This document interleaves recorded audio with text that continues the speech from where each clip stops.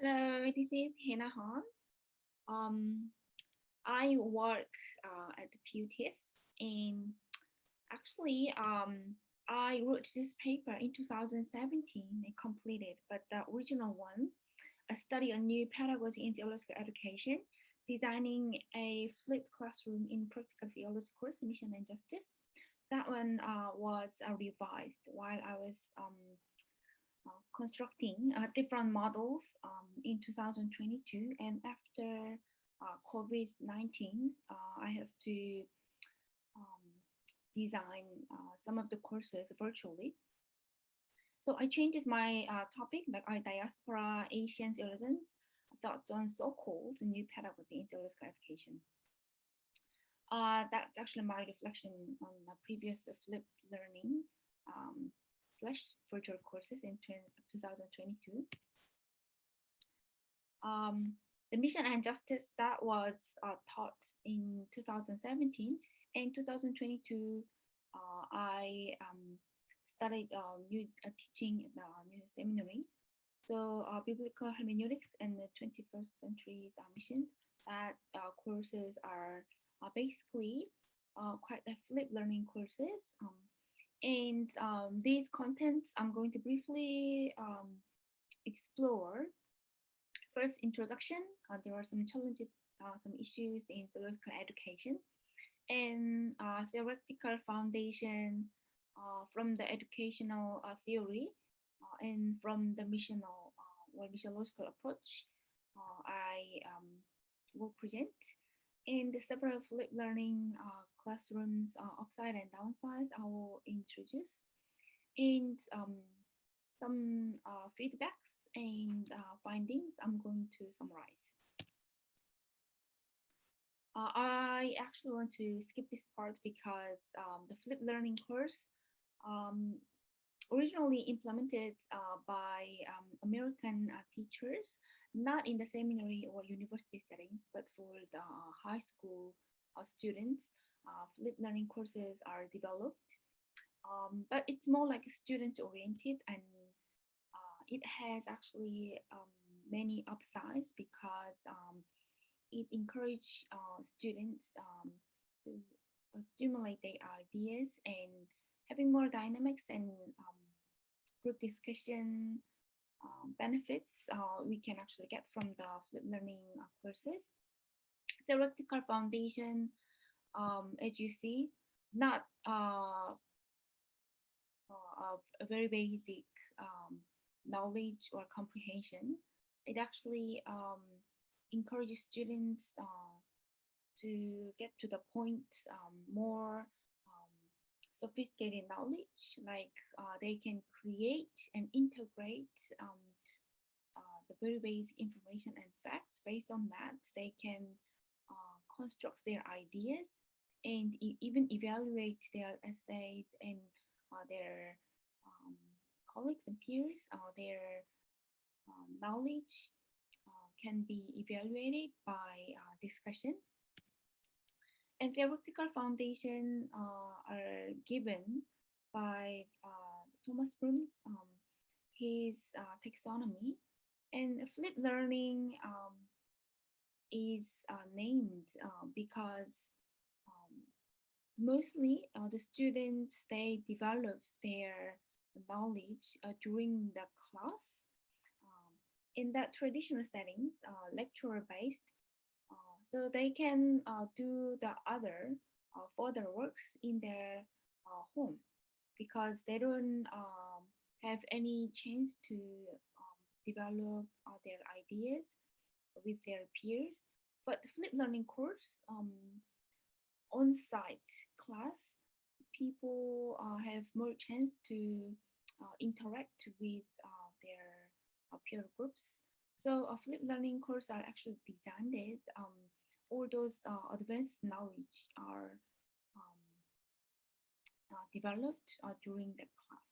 So synthesis, analysis, application, and evaluation, those are all done during the class.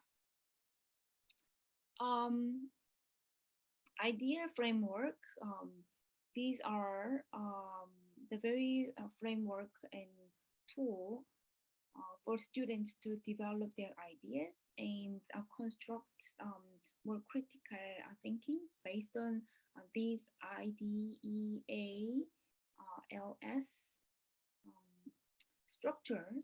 So, what's the real facts and the problem, and how can we define the context and enumerate some choices, and what are the options, and how can we uh, analyze the new process, and there are different options like how can we make some alternative and with that answer can we say that's the final solution or things like that. So like these are the process how the students they construct that ideas.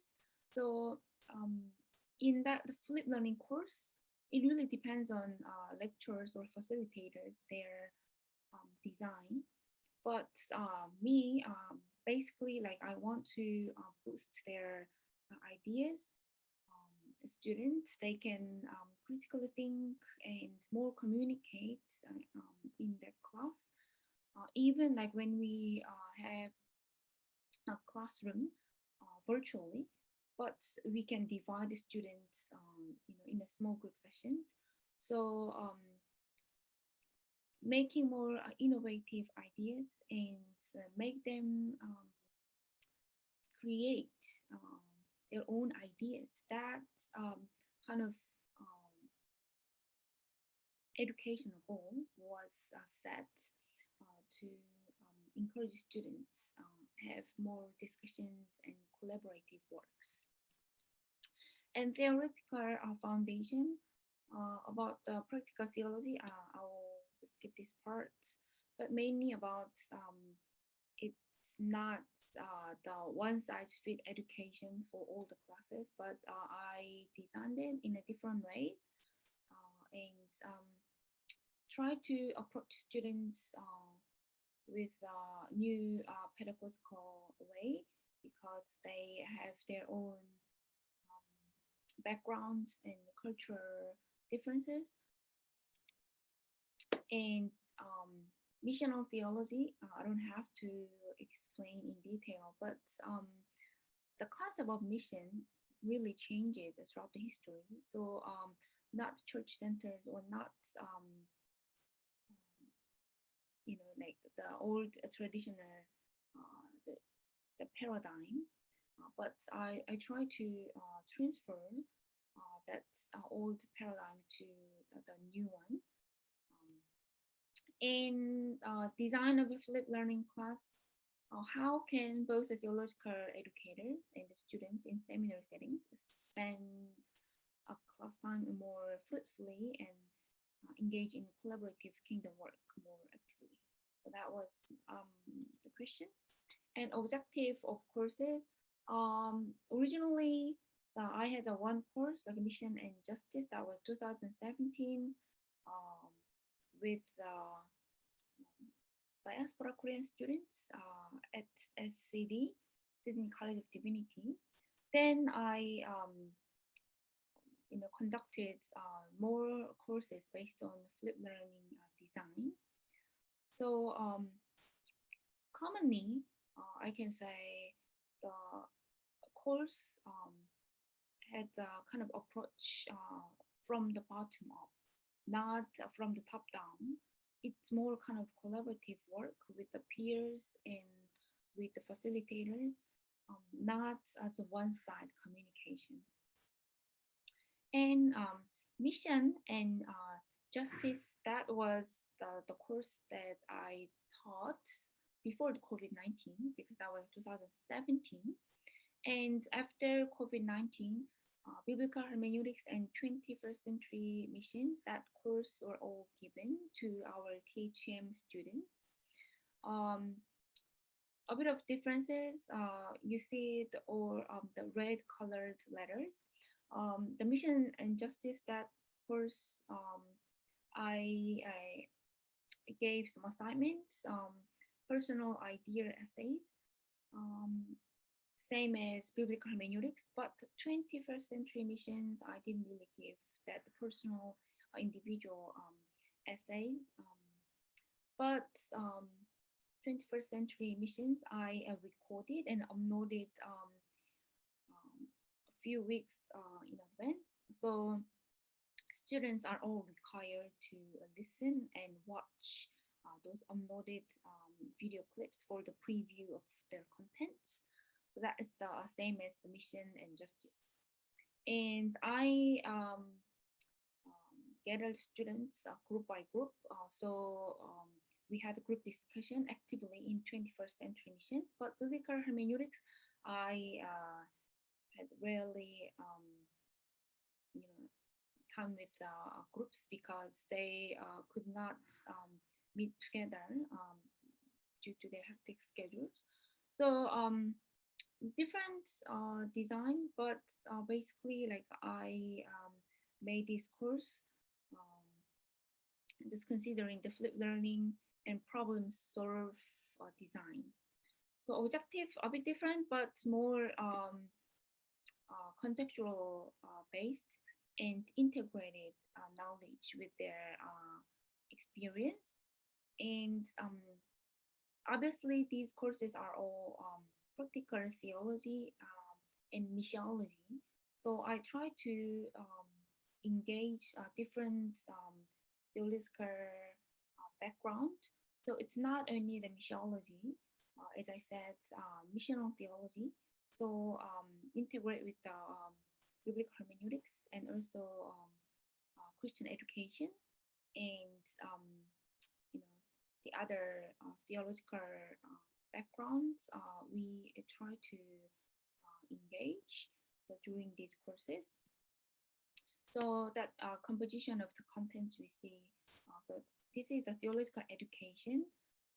So from the missional perspective, depends on the course topic, the material and the contents are a bit different, but mostly like we try to make the balance text and the context.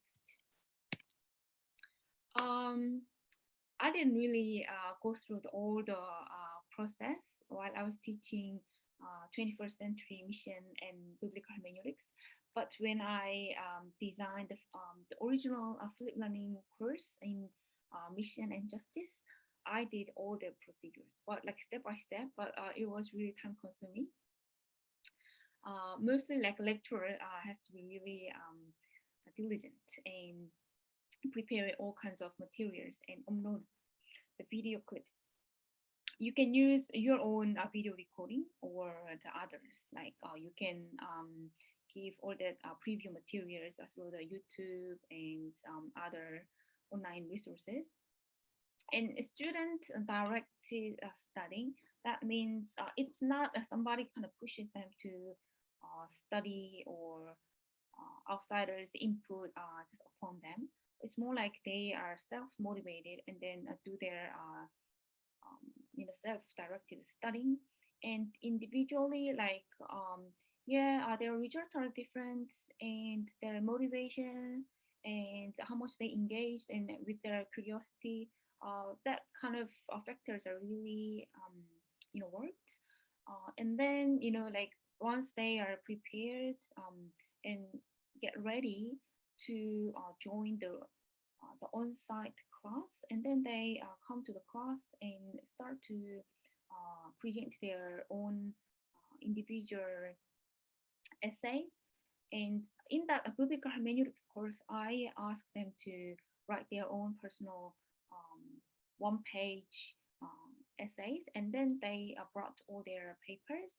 And the group by group, like the group leaders, they gathered and collect all that the group essays, and then um, the, the several the members they presented their papers and then get the peer reviews. So that was um, very beneficial for students to correct their ideas or sometimes develop the further um, you know the ideas for their future thesis. And the questions and feedbacks. So it's kind of the circle. I started from the record my lecture, and then students they are actively engaging, and then later more collective students their role like in group discussion or peer reviews are given to all students, and then kind of making a cycle. Um, yeah, you see, like these were kind of my courses and research data. I want to get some feedback. So each week I give this a feedback questions, and students they replied and sometimes just wrote and gave me text message. So I collected those data. And to what extent did you understand the contents of class, and do you feel motivated to participate in class by watching preview lectures, things like that. So like I wanted to know this flipped learning course was helpful for students compared to the traditional way of lecture. And the result was quite good, and their knowledge more developed, and those questions are very um, pinpoint some advances of their understanding, and the feedbacks are really helpful for me to create another flip learning courses. And follow-up questions are all open-ended.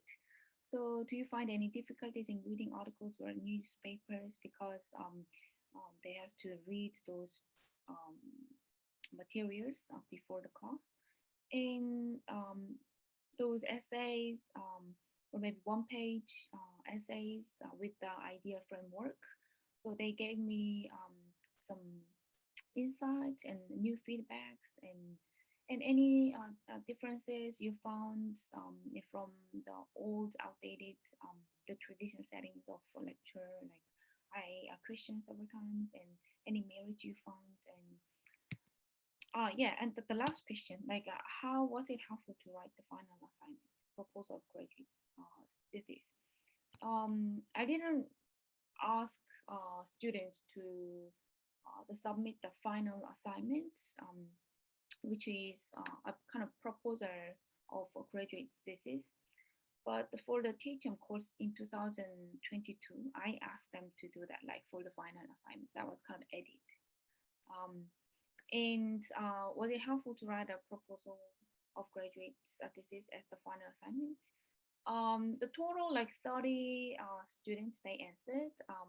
It's about like 60, uh, 60 students. They all took these different courses, and then like half of students they answered that was 30, and out of 30, 25 students, about 86 um, percentage they answered yes.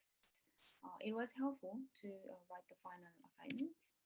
And then I asked, how long did it take to finish your final assignment? Like 2 hours, less than, or more than, like, and I found several days. 70% they answered, yeah. Completing final assignment, it was like several days it took.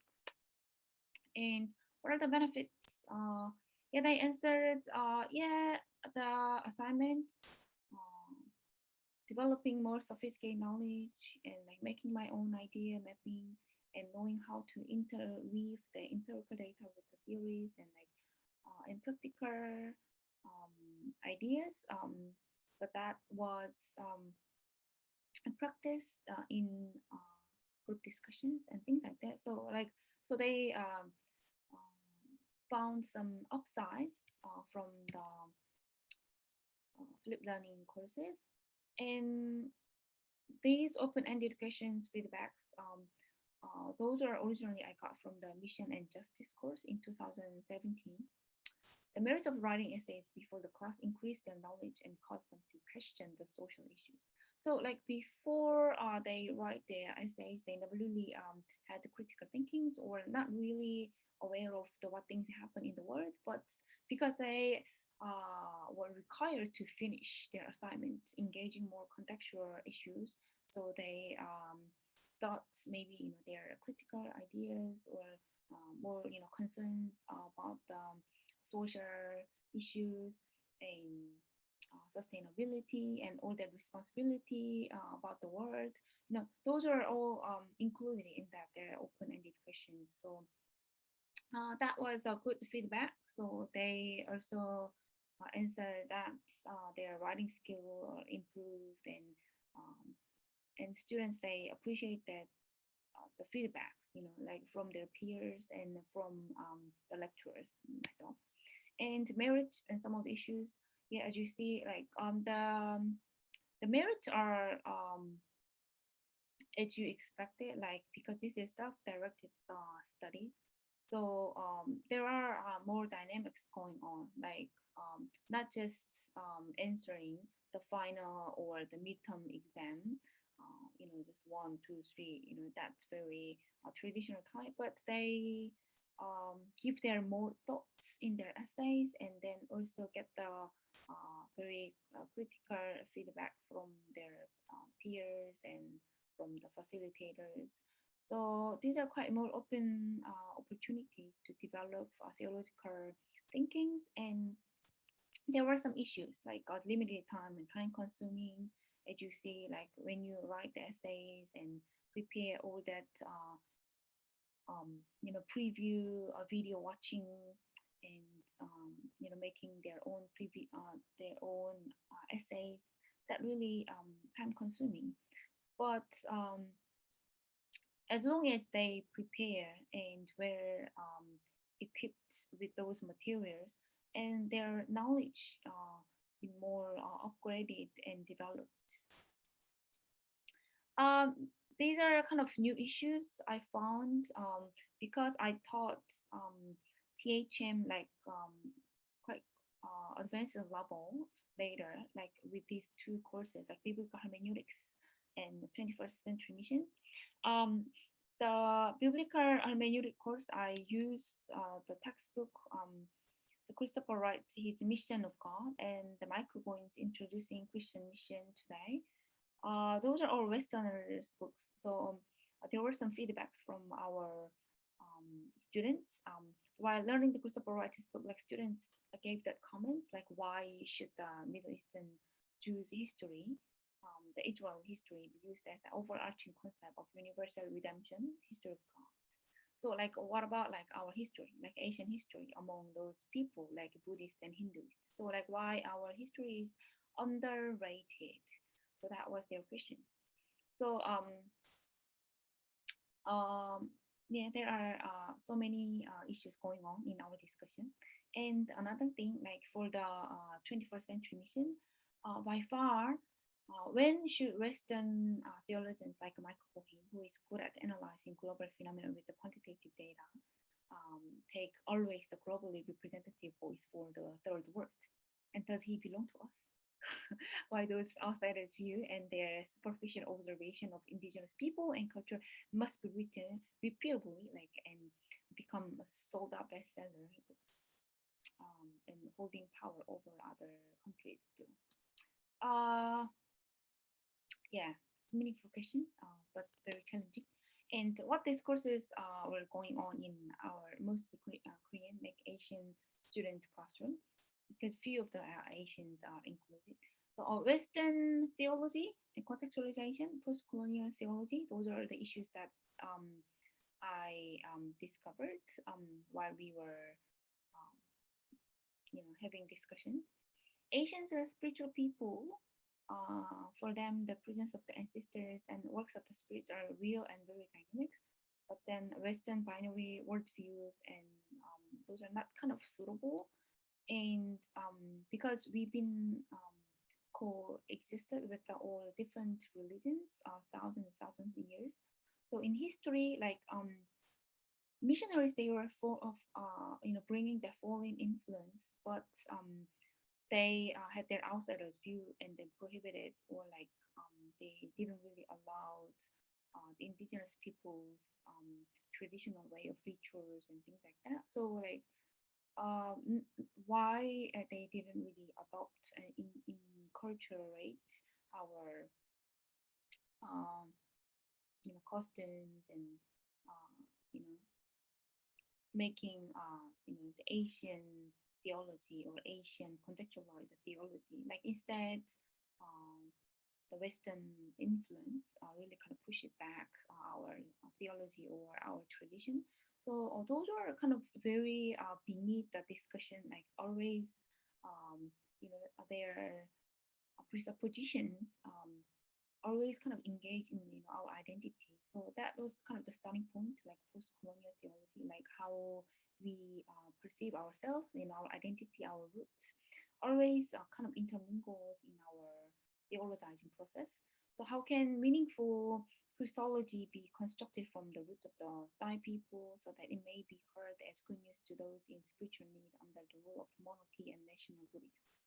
For example, how can Jeremiah's message given to the exiles be parallel to the context of a Hong Kong citizens exiled to overseas due to the Chinese national security legislation that breached the Sino-British Joint Declaration signed in 1984? Um, still we find a contextualization, like maybe in this process of theologizing, like in Asian context or African context. So we still think that, like our contextualization and this process are regarded as marginal. So are we doing just marginal theology? Like we're never going to be the central. That was the question. So we raised up like kind of from the below, always,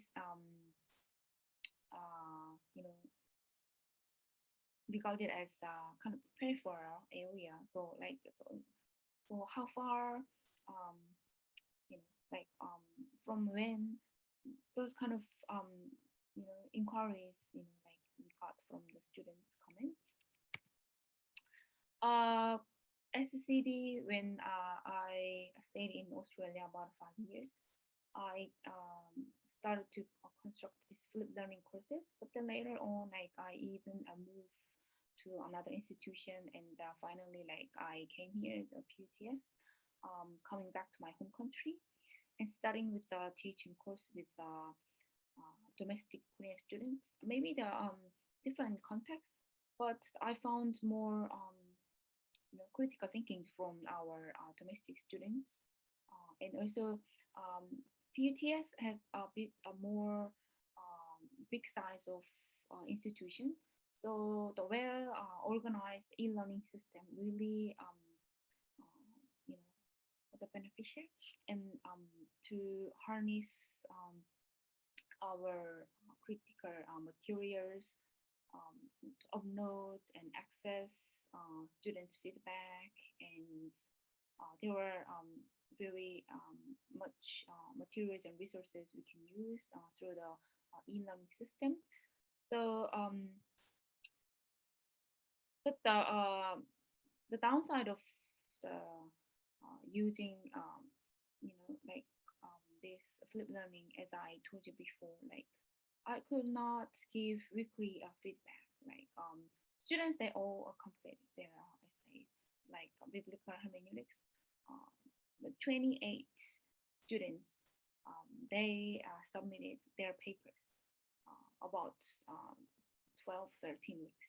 I have to read, I kept on reading, but I had a really hectic schedule. And as a lecturer, not to teach that course only, but I had to teach another courses. So it was like a piled up, like a big amount of the papers I had to read and give the feedbacks. That was the bulk of our work. That was the course I taught in 2017, and this course, yeah, I did the practicum also, and like questions after the courses, and had some group photos together, and like, yeah, reference list. Thank you for listening. I think that you have many of questions. Yeah, maybe we can talk, discuss later. Yeah, thanks. Thanks for listening.